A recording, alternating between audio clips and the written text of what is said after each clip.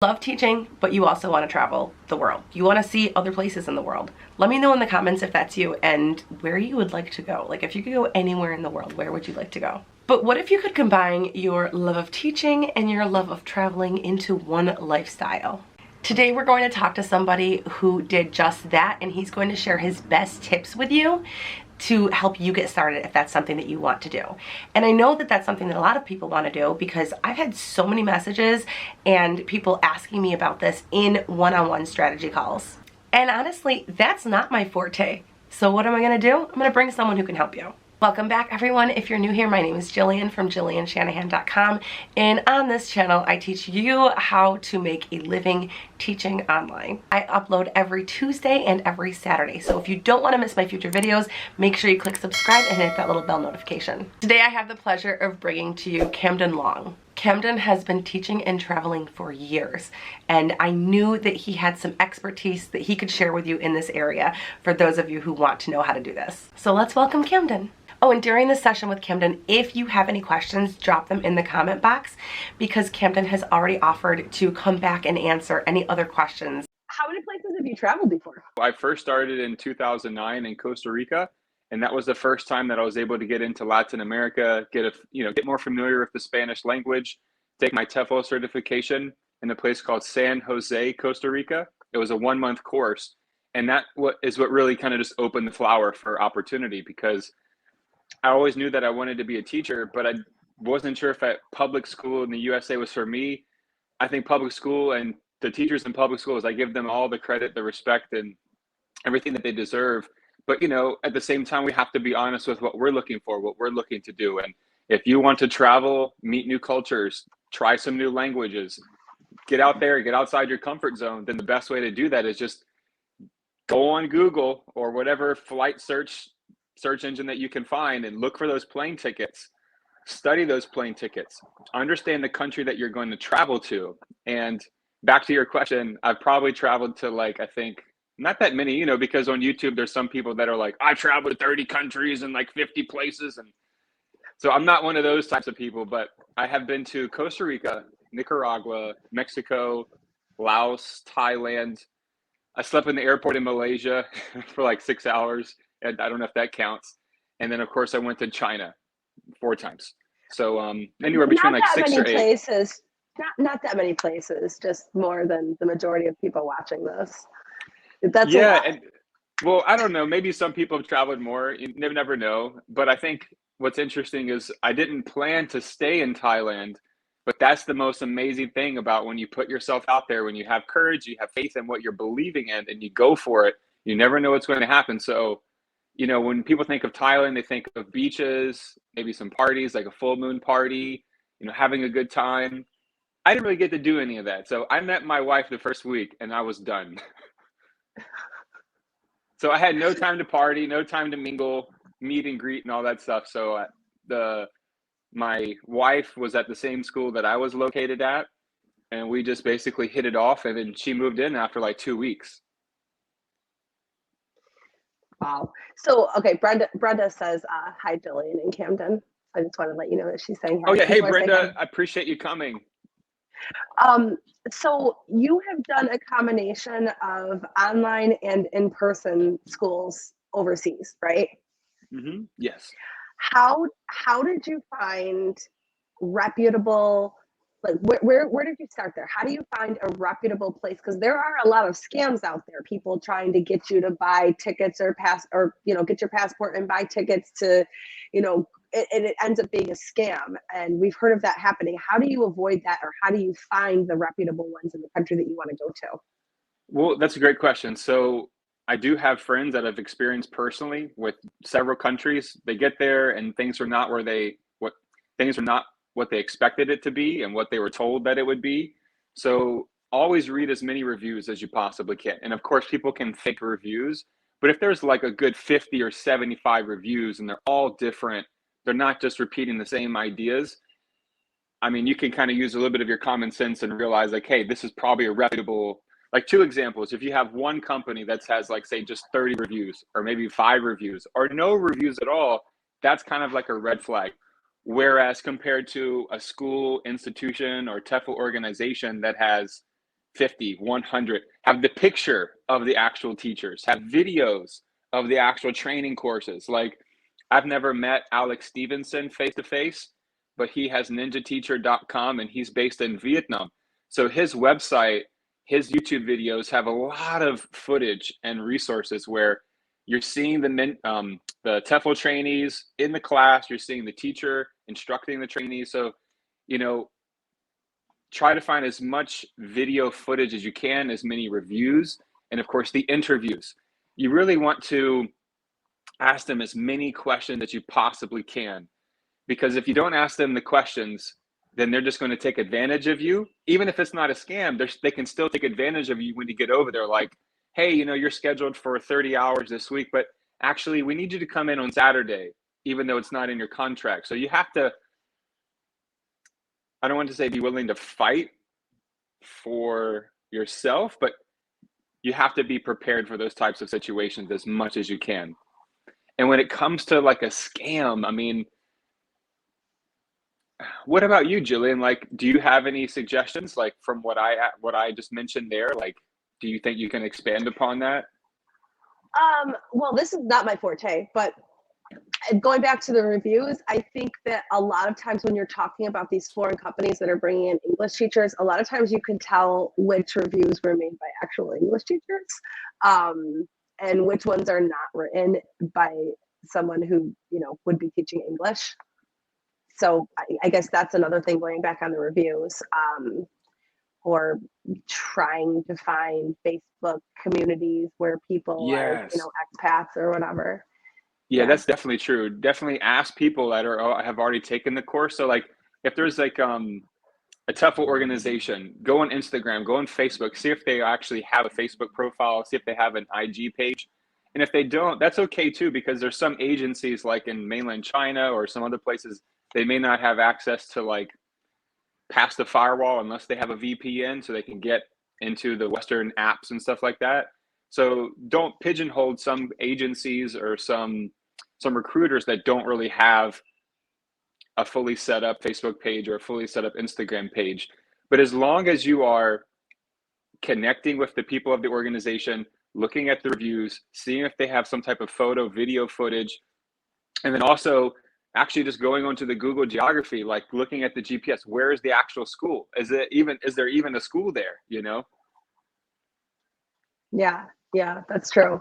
And making sure that there's like an actual address, because I've seen a lot of things where people will just make up addresses too for companies, not particularly schools like that, because I've never looked into, you know, overseas schools or anything, but yeah. And the next thing I'll say is real quickly, like, if for those who don't have a bachelor's degree, you know, you can still get your bachelor's degree, because the good thing about being, I don't know if it's all of the Western countries, but at least from the US, it's great being from the US, because I know we have to take out student loans and financial aid, but it's just amazing that we can still go back and finish our degree 100% online. And you don't need an education degree to get these TEFL positions in different countries. So as long as you just have a standard bachelor's, it could be in whatever. As long as you have the bachelor's and a TEFL certification, then most likely you'll be able to get into a better school than other situations.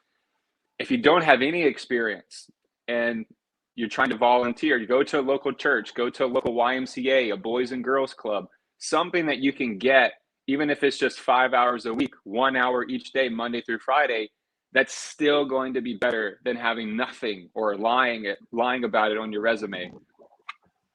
And if you go to one of those volunteer places, because you're a volunteer, they'll appreciate you so much, they'll probably write you a letter of recommendation when you ask for it too.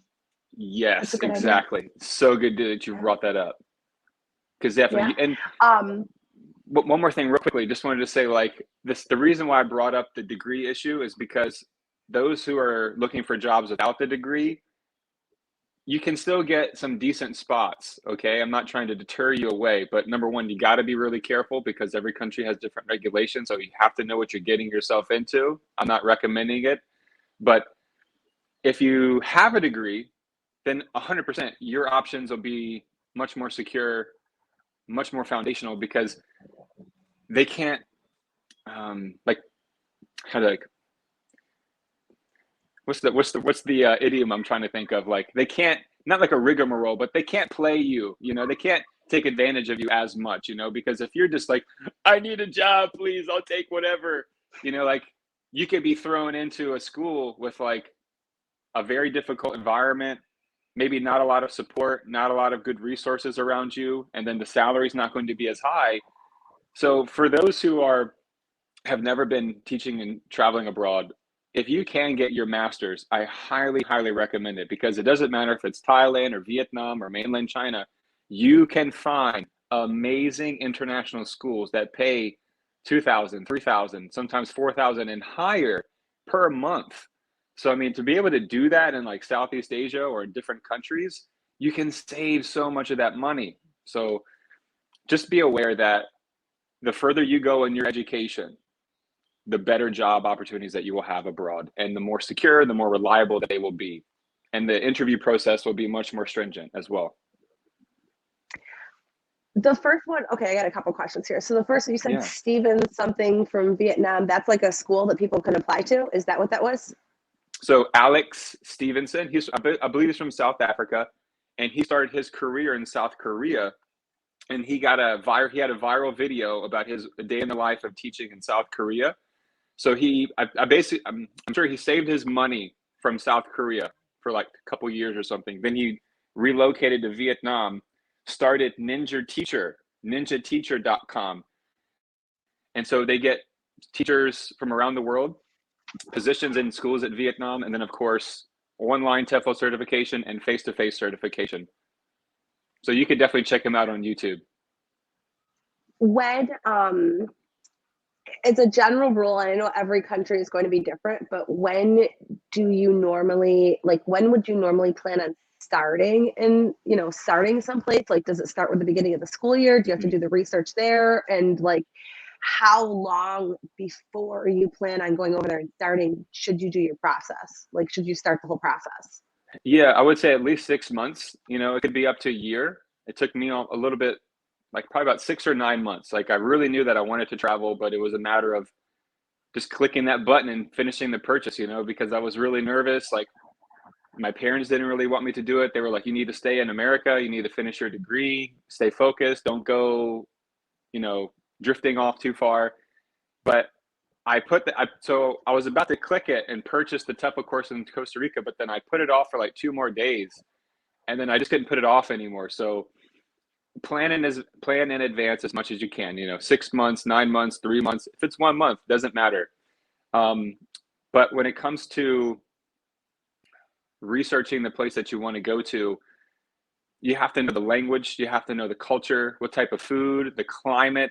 Those are also really important characteristics of the environment that you'll be in that you really want to consider. Because if you get to the country, you can always change your mind. Yeah. But if you get there and you're like, well, I don't really want to learn Vietnamese. Like, I say, well, why'd you pick that place? Like, you have to be willing to change. You have to be willing to transform your life. Like, if you come in with this Western mentality that everything's got to be this way, everything has to be this way, and I can't have this, and this can't be like this clean, and very picky and stuff like that, then you're going to have a difficult time adapting, and probably the people around you are not going to want to be around you, and that's going to affect your ability to create new relationships. So being open-minded, having respect for the other cultures, and just learning to accept it, because even though I have my way of thinking, I don't have to push my ideas to try to change people. Because when I came to Thailand, some things I saw was like, you can't have the baby in the front of the motorcycle with no helmet. Like, I never saw younger children with no helmet on the motorcycle before. And for me, the first thing I thought was like, where's the police? There's no one around here. Like, because in America, there's like police all over the place. You just call them and like copy their license plate number and they'll like track them down or something. But here, that's just so normalized. So I got a little sidetrack on there. You were mentioning like about the preparation, right? How long you should. Yeah. Did that answer the question, or did I steer too far off? No, that answered the question. That was actually some fun extra information too. So no, that was good. And a lot of the teachers, maybe not so many teachers that are coming in that are new because IOA has raised their prices. But back when TESOL certifications were just starting to be required, and they were $19 on International Open Academy. A lot of the older teachers have that one. Does that count for these places? Will they accept that? Is it accredited enough, or do you have to have TEFL, or does it matter? So you said the IOA, right? The International Open Yeah. Academy. So Yeah. as far as I know, as long as it's accredited, as long as it has a certificate number, you shouldn't have any issues at all. Because it's really going to come down to how you communicate, how you connect. Like if it's on LinkedIn, also, check LinkedIn. There's lots of agents and recruiters on LinkedIn. Indeed.com, Glassdoor.com, ZipRecruiter.com. So those are great places that you can check out and just become more familiar about the responsibilities, the expectations, and because you could play different scenarios like, do I get face-to-face? Do I get online? Is it IOA? Is it TEFL Love? Is it all these groups and stuff? But the number one is accreditation and certificate number. And as long as you have that, and by the way, if anybody who's watching this live stream right now, if you want to message me on Facebook Messenger and say, hey, could you take a look at my cover letter or resume or motivation letter, something like that, just let me know, because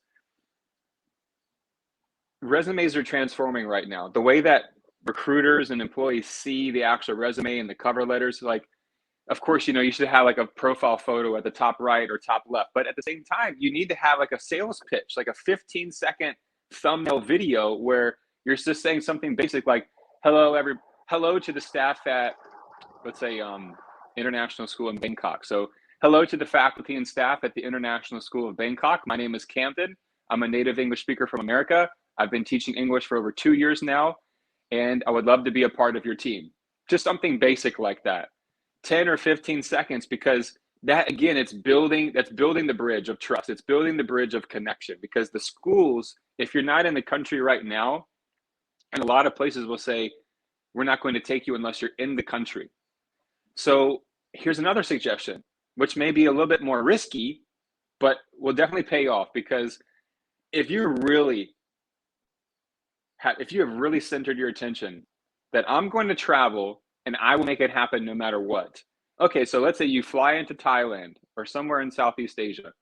You know where you're going to stay. You're familiar with the culture. You've been studying them. You've been practicing the basic expressions of the language. And then you should have a list of 5 or 10 schools that you will go to that first day or the first 3 days that you get there. As soon as you get off that plane, go to your hotel, go to your wherever you're staying, get freshened up. And you should know that, of course, for men, got to have, even like this right here is too much. Okay. And for females, don't have a lot of piercings. If you have tattoos, try to cover them up as much as you can. But if you go face to face to the actual school, then you're going to know 100%. Are they legit? Are they reliable? Can I trust them? Much, much more so as a parent compared to online. And I just want to say on the final note, I know it is more risky to fly to the country.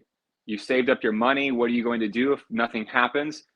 I can't say I guarantee it, but your chances of flying to a country and having an idea, like you don't want to just fly and say, and you get there and you're like, okay, what school am I going to go to now? Like, no, like you want to have it prepared, planned, research them, even email the school or the institution, the company, and to say, hey, look, I'm planning to come to Thailand in 3 weeks or in 2 weeks. I would love to come to the school and just meet you guys, something like that. Or just, can you tell me more about your school? How many students are at your school? What subjects do you teach? What kind of responsibilities or expectations do you have for native English speakers? Something like that. So you want to, whoever asks the question controls the conversation. So you want to try to get as much information as you can so that when you get over there, you know right where to go. Going back on that, most of these countries are a lower cost of living than the US. If you guys are coming from the US and doing this, which means that if you continue teaching online while you're in transition, it's really like you have your travel expenses that you have to save up for, but once you get there, you're not going to be in a rut in most situations anyways, even if it takes you a little bit of time. Yeah, right? Exactly. And so like, let's say you're teaching online right now, you part-time or full-time, but you can take care of yourself. You'll be okay. Even maybe some cushion room for like emergency or something. Well, let's say that you get to, let's say you go to, I always keep using Thailand, but let's say you go to Vietnam and you get there and you have your visa for 1 month, which is a whole topic too, visas. So let's say you have a 30-day visa or a 60-day visa. After 2 weeks, you're like, I love online teaching, but I want to go home. You'll be glad you never signed a contract online, because that will follow you, not just for your reputation if you do decide to go back again and teach abroad or something, but you'll save yourself a world of trouble. And then all the people that have counted on you, all the people who have spent their time, their energy, their after school hours processing your paperwork, and then all of a sudden you just don't want to be there anymore. So that's a real hassle. And I'm speaking from personal experience. So I've been there. And so I realized that from my mistakes, I cause other people turmoil and some stress. But again, that's a part of the process. We have to just learn from our past experiences. So again, in conclusion, let's say you fly to Thailand or you fly to Vietnam or wherever, Chile, Argentina, Brazil, and let's say you want to stay for like 2 weeks or you have a visa for 1 month. Once you get there, you'll know if that place is for you. And if it's not, you could go to a different country because you have enough cushion room with the online teaching, or you could go back to your home country. So that's a huge recommendation that I have. Just go there and travel and see if it's for you before you go to school, before you sign contracts. Going back on the visa, there are, I don't know if it's some countries or is it all countries where once you sign your contract, you're not allowed to teach online anymore, right? Is that with like South Korea? I think I've heard that with. Is that like all countries, or is that kind of with China's like that, I think, right? Repeat that one again, the exact question. Some countries, once you start teaching within that country, you are no longer allowed to teach online or like bring in any other income, right? Yeah, so I think would I've heard never South teach for a Korea. school like that. Yeah, and I think that some countries are like that. I think like all of South Korea is. I could be wrong, but I think that's what I've heard. Yeah, and look, I have students from South Korea, and I really love my South Korean students. And there's a word called chuginda, which like it's like a slang word to be like, wow, man, that's so cool. Oh, chuginda. So I'll say that to some of my older students, and I've had some experience with South Korean people, but I have to say that 2 of the scams that I heard of were all from South Korea. And again, I'm not trying to give South Korea a bad name because it's like a whole country and stuff, but they have very strict standards. They have very strict regulations over there. So for me, I would never want to live in a place like that because I need to have more freedom. I need more relaxation. But maybe, for example, like some people, they go to South Korea, they meet their husband, they meet their wife, they love it. They never want to come back. They love what they're doing. So I'm not trying to deter anybody, but getting back to your question, I'm not 100% sure about that, but any company or school that's trying to control your online home life, that's just way too much for me. You've been to, you said like 8 different countries, right? Yes.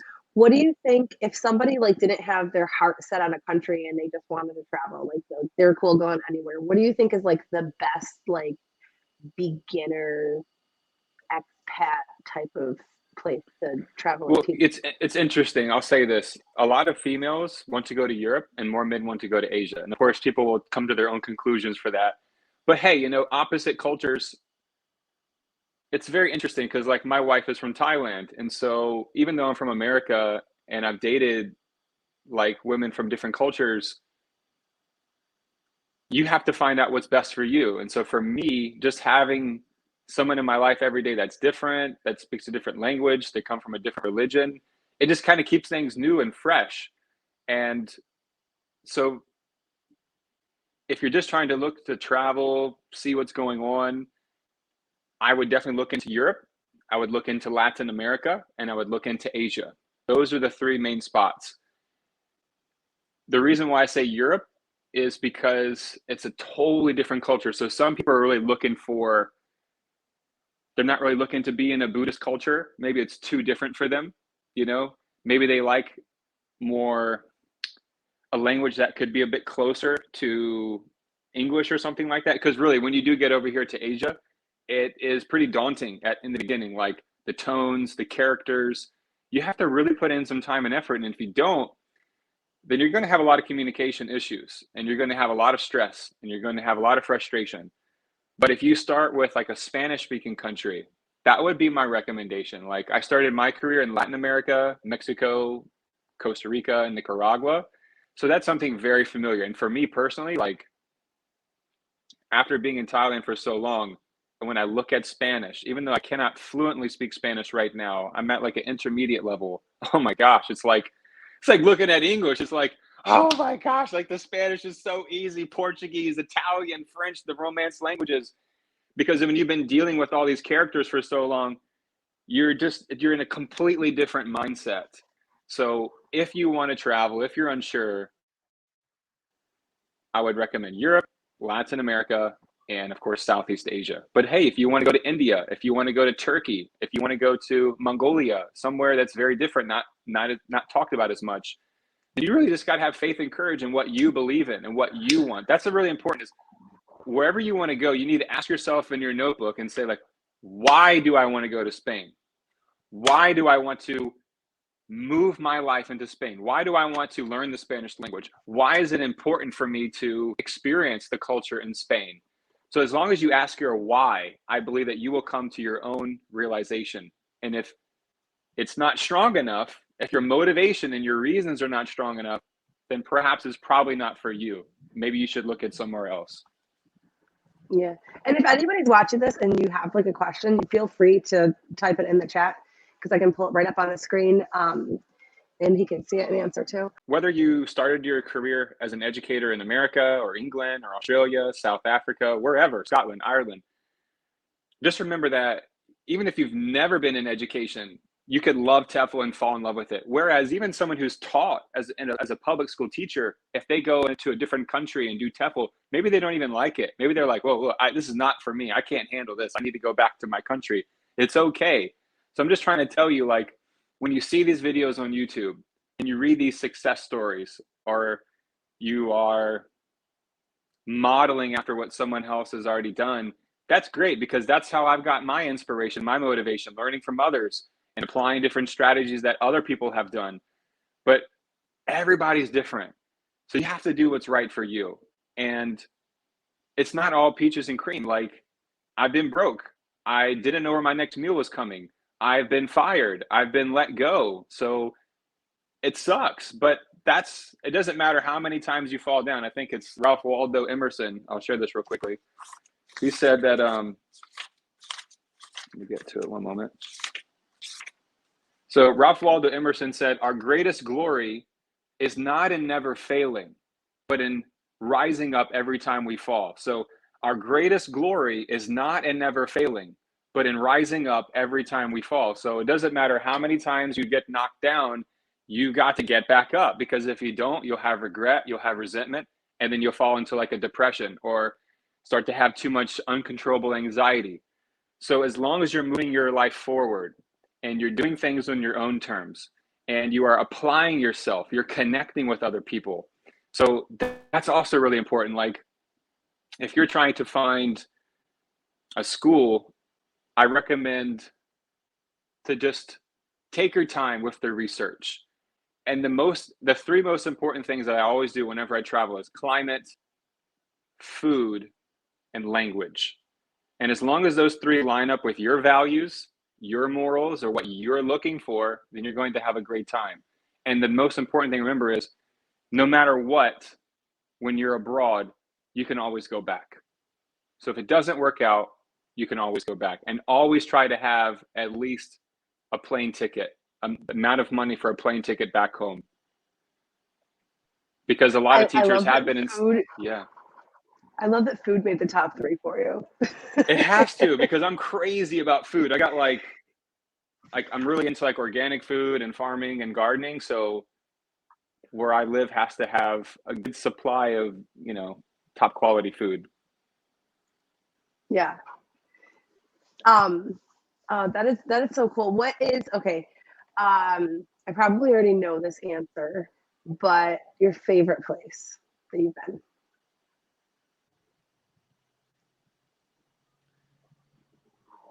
Well, again, I haven't been to so many places, but I believe the clearest water, the water here is really beautiful too, but there's a place called Little Corn Island. Little Corn Island it's in the Caribbean side of Nicaragua. I didn't even know about it until someone told me. So when I was in Costa Rica, I was teaching at a language school. They didn't pay us enough. They didn't give us enough respect. And I had a little issue with the manager, and the manager told me straight up, "You should never teach again. I don't know why you're here." You know, like, so I was like, okay, then I have my 2 weeks. So I decided to take a break from teaching. So when I went to Nicaragua, I was at an eco resort. So I was actually volunteering. I was working on a farm, working in the garden, preparing food for the kitchen at this resort. And that 5 months that I was there, when I took off that time from teaching, this is how you know if you're meant to be a teacher. Even though I took off that 5 months, after 3 months, I started to feel like something was missing. Like I'm not involved enough in people's lives. I don't feel like I'm making a difference enough. And then all of a sudden, the two guys that I was with, Lionel and Gabriel, they're brothers from Nicaragua. They barely speak English. So they were like, "Well, what are you doing in Costa Rica?" And like, I was like, "Well, I was teaching." And they're like, "Está un profesor?" Like, they're like, "Why, you're a teacher?" And I was like, "Why didn't you tell us? You've been here this long. Everybody here needs to practice their English."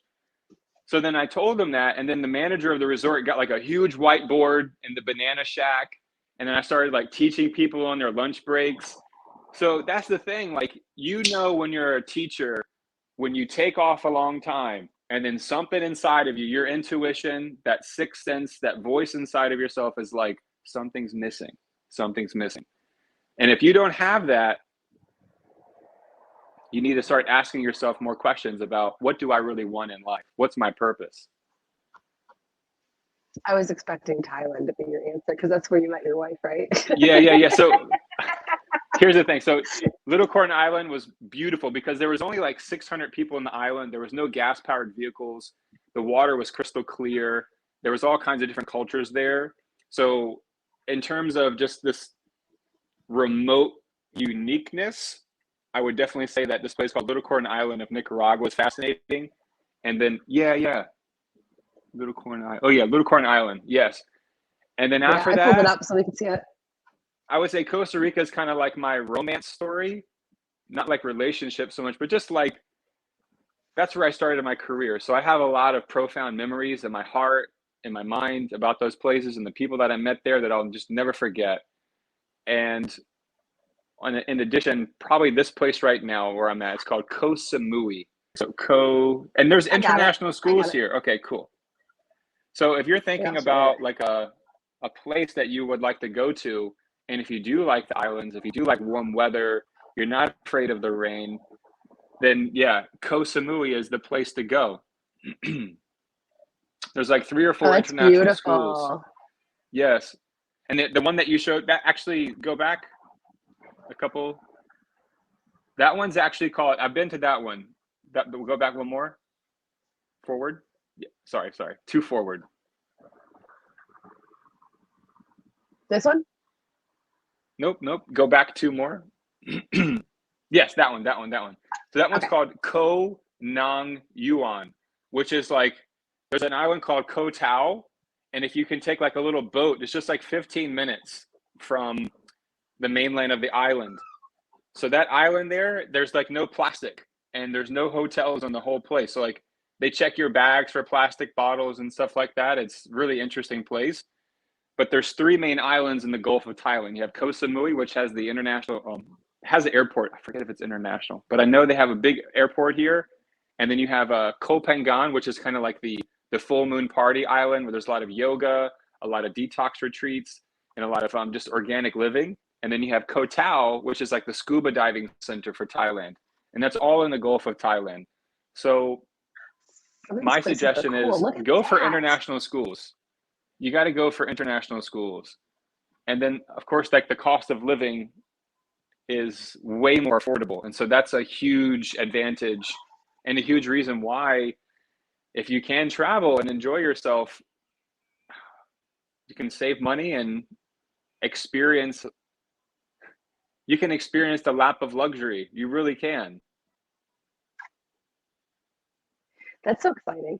I can't do that because I've got kids, but You so can do I it. can't do that. Have you? Oh, I can't. Not my situation. But I know a lot of people. We did a poll in the group a while ago because it started like people started talking about it. I do one-on-one success calls or strategy calls with teachers, and it started coming up more recently. You know, like, hey, like I want to travel. I want to do this. Like, how do I do it? And I'm like, I have no idea. Like, I've never even thought about doing that. And I talked about it in the group and like did a little poll on it, and I think more people either said they have done it or they would be interested or they want to do it than said no. So I know that it's like up there. Like people love the idea of traveling and, you know, getting out and seeing the world. And it's so cool that you've been able to do that. And it's so cool that we have this opportunity where we can go out and do something like that. And at the same time, we have an opportunity where either you're working for a company or working for yourself, you can like save up the money and still have a safe income. Like you can completely like go and live in another country and take that risk. And it's not even so much of a risk because you work online. So you control all of that. So it's really cool. Absolutely. And Yeah. you know, for those out there who are really trying to take their education, their career to the next level, I just want to say that you need to go for it, because I put off things too much in my life. I've have too many unfinished projects. So you don't want to be like, I'm 35 right now. You don't want to be later in life having all of these unfinished ideas, all these unfinished projects. So like I have this relentless motivation now. Like waking up at 5:30 now is late for me. I've been averaging, I'm not saying that you should do this, I'm not bragging, but I'm just saying you're going to get to a point in your life where you got to get so motivated that you're going to get 4 hours of sleep for like 1 week straight. Every night, 4 hours or 5 hours of sleep. If like this last night, when my wife finished the shower, she's like, please don't fall asleep again on the sofa, come to bed. So like when I was doing my feedbacks, I passed out and I woke up at like 1:49 a.m. last night. And I was like, oh my gosh, where am I? And I still didn't finish the last 2 feedback reports. Like the browser was still open to complete my feedback. So you'll get into a position where you are so focused, you're so motivated on what you want to do with your life, no matter if it's teaching, if it's engineering, if it's computers, programming, whatever the case may be, that you're willing to sacrifice sleep. You're willing to sacrifice eating those 3 meals a day, where you're so involved, you lose that track of time. So what I decided to do is to go back and finish my degree, go back and finish my university. And I know I'm saying this in total confidence, but my goal is to, of course, finish my bachelor's this year, then go straight for my master's, and then go for my PhD, because my background is swimming, and I realize that I'm not going to go to the Olympics for swimming. So what's the Olympics for education? Getting a PhD. That's basically as high as you can go. And so there's a guy named Eric Thomas. Now, he might be a little too hard for some people on here. I don't know. Too hard for the average person. But Eric Thomas, he's on YouTube. He's like the top 10 motivational speaker in the world.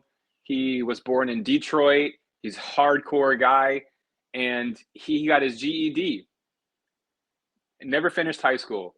And then he met a preacher who inspired him to get focused, to clean up his life, and to go back to school. And now he has his PhD. So even though he does these motivational speeches, even if all that went to the wayside, he can go back and teach at any university in America, any university in the world. So if you got big dreams, you got to go for it. And like, who cares if the PhD or the master's takes you a couple extra years? And who cares if you have to stay up late at night or wake up early? Because everything that we see on the TV, everything that we see on videos and media and entertainment, and all these successful athletes or student athletes or business people or males and females that are doing great big things in the world, we only see the last chapter. We didn't see the beginning. We didn't see the middle. We didn't see all the freaking sacrifice, the blood, sweat, and tears. So what we see is just the product. So you got to imagine yourself, what product do I want to have later in the future? Where do I want to lead my career into, and why? So I've always been asking a lot about how can I do this? How can I do that? Which, okay, it gets your brain to think, but we don't know how things are going to happen in the future. But if we ask what and why, we can get more clear, we can get more clairvoyance, and we can get focused. I have 100% shared Eric Thompson in this group before. Eric Thompson in this group before. What is it in the group before? In the group, yeah, in the group I've shared it before. I am a big fan of personal development. I'm a big fan of the ones that are like not so nice too. Like I love Gary Vee. Yes. Gary Vee. He's one of my favorite. Yeah, and like he tells you like it is, and he's a jerk about it, and I like that. But yeah, He's a Scorpio too. Yeah. I don't really know like astrology things. Okay. None of that. Yeah, I'm a Scorpio, so we have like this we get this obsessive compulsive disorder about whatever we place our attention on, and we cannot stop until it gets done.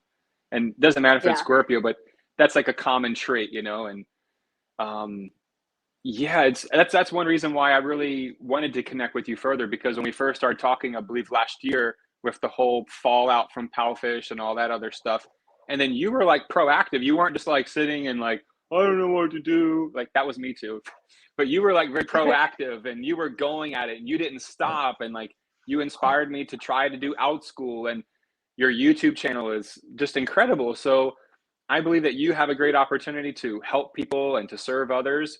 And that's, again, like you're an entrepreneur. So that's why I wanted to connect with you further. And I knew there was something different about you, and also challenging myself every day. And so even the students now, from 1 month ago until to now, like right now, this week, many of my students complimented me about, hey, teacher, like, it seems like you're doing good things. Like you can see their facial expressions, you can see their body language is opening. So when you start to go on the journey within, when you start to apply yourself with whatever you're doing, and you start to develop better habits, that's what I'm trying to say is you've got to develop habits. So it's like, for me, wake up, do some meditation, walk down to the gym. And here's another thing I want you to realize, everybody, you don't have to do something for an hour. You don't have to do something for 2 hours, 10 minutes or 5 minutes, because 5 minutes every day is better than just doing like 3 hours in one day or 3 hours every day for 1 week and then quitting. But if you do 5 minutes, 10 minutes every day over 3 months, over 6 months, you will not only gain confidence because you're remaining consistent, you'll feel better and you'll learn more. So that's just something I've really realized. And Tony Robbins is a big advocate of that too. Like 10 minutes. That's all I ask. 10 minutes. And when you're watching YouTube videos, don't just watch them. You got to attack it like a strategy. So you got to get your notebook out.